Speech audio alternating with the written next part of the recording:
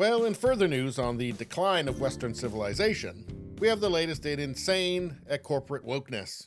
Here's a headline: Lululemon employees fired after confronting thieves. Now, obviously, this says something about the state of corporate culture, about the state of Western civilization in general, and we're going to get to that. But first, let's just go over the details. Two women say they were fired by Lululemon after trying to stop thieves ransacking an Atlanta area store and calling police to report the robbery last month. The former employees, Rachel Rogers and Jennifer Ferguson, said they were told they violated the athleisure company's zero tolerance policy upon being let go in the weeks that followed the incident. So apparently they don't have a zero tolerance policy towards theft in their stores, just towards the staff trying to stop theft. And you may think to yourself, well, why does the staff care? It's not their product. They don't have to pay for it. But, we have seen what happens when this stuff goes unchecked. And what happens is the job goes away. The store goes away.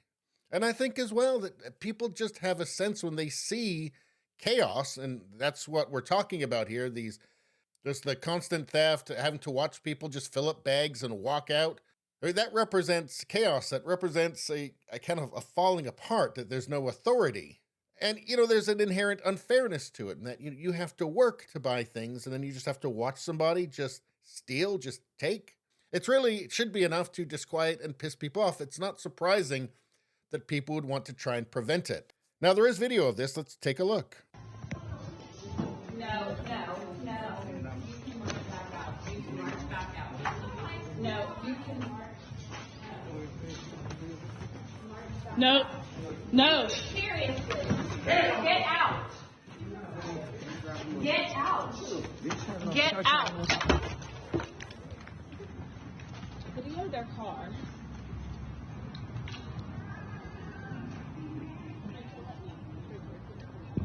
They're about to zoom off. I know, but I don't want. So that's it. They just said, get out. They didn't tackle them. Nobody pulled out an AR-15. They just expressed their displeasure with what they were doing, and then they called the police. And that's enough. That's enough to get you fired. It really does seem like the world is upside down, is it not? And becoming more and more upside down every day. Quote, "We are not supposed to get in the way. You kind of clear a path for whatever they're going to do," Ferguson said. "And then after it's over, you scan a QR code, and that's it. We've been told not to put in any notes because that might scare other people. We're not supposed to call the police, not really supposed to talk about it." Why wouldn't you call the police? I mean, I could understand an argument of saying, well, we don't want you to put yourself in danger while it's happening. We don't want our staff getting shot. We don't want our customers getting shot because you don't know what could happen. I mean, not that they did anything crazy in this video anyway. They just said, just get out. They just told them to get out. And I do think trying to stop people in the midst of a crime is actually a noble thing to do. But in any case, why wouldn't you be able to call the police after? That's the part that's really baffling to me. Because you're just going to have your brand be known as a brand that you can just steal. You can just take their stuff and nothing's going to happen. That seems insane to me. But a lot of corporations seem to be in the business of being insane these days. How about this? $1 billion Lululemon under fire for promoting Resist Capitalism event. In fact, I think I actually did a video on this a couple of years ago. It's just so absurd. Let's see, they were facing vigorous criticism for promoting of course, a yoga workshop billed as an opportunity to resist capitalism. I did do a video on this. A yoga workshop billed as an opportunity to resist capitalism. How much more dumb, virtue signaling, middle-class liberal can you get? That's almost as bad as voting for Trudeau. But in any case, they didn't lose their jobs in vain. Police arrested the shoplifters the following day as they attempted yet another robbery, and they were charged with multiple felonies.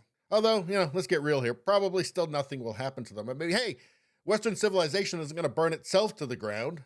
It needs all the help from woke corporations it can get. And make no mistake, there is something foundational about this stuff.